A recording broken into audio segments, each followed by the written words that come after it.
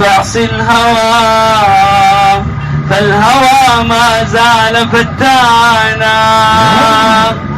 أما ترين المنايا كيف تلقطنا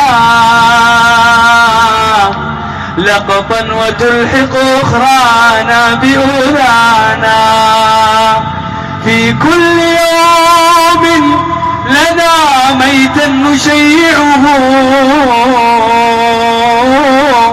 نرى بمصرعه آثار موتانا. يا نفس مالي يا نفس مالي وللأموال أتركها وأخرج من دنياي عريانا. والله يا أخوان حنخرج عريانين وحنخرج من هذه الدنيا ما علينا خيط واحد، ولكن اجعلونا يا إخواني نجمل حياتنا بطاعة الله.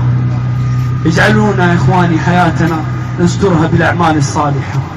الله عز وجل يقول يوم تبيض وجوه وتسود وجوه فأما الذين اسودت وجوههم أكفرتم بعد إيمانكم فذوقوا العذاب بما كنتم تكفرون. وأما الذين ابيضت وجوههم ففي رحمة الله هم فيها خالدون. تخيل هذه الجلسة في الجنة يا شيخ بدر. كلمة أخيرة أبو سهل. أسأل الله العظيم كما جمعنا في هذا المجلس أن يجمعنا في جناته جنات النعيم، وذلك هو الفوز العظيم.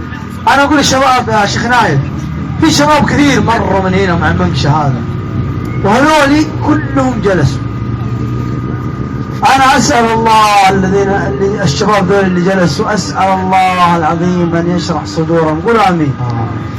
كل من جلس معانا اليوم أسأل الله أن يشرح صدره. قولوا آمين. اللهم اشرح صدورنا ويسر أمورنا واغفر ذنوبنا وأصلح قلوبنا.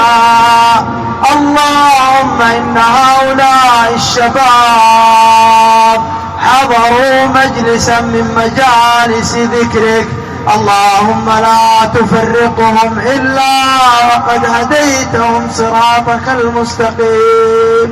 اللهم اقض حوائجهم، اللهم فرج همومهم، اللهم ارض عنهم يا أرحم الراحمين. اللهم اسعدهم سعادة لا شقاء بعدها. اللهم احيهم حياة السعداء وانزلهم نزل الشهداء وارزقهم مرافقة الأنبياء.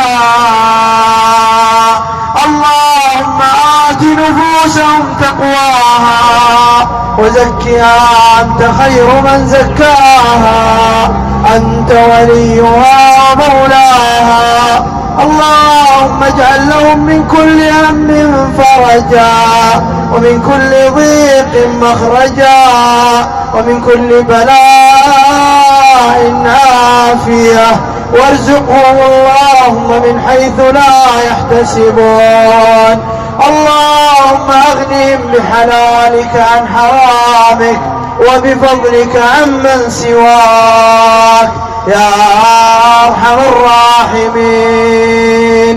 اللهم لا تقيمنا من هذا المجلس إلا وقد رضيت عنا وغفرت لنا وجعلتنا ممن تحبهم ويحبونك.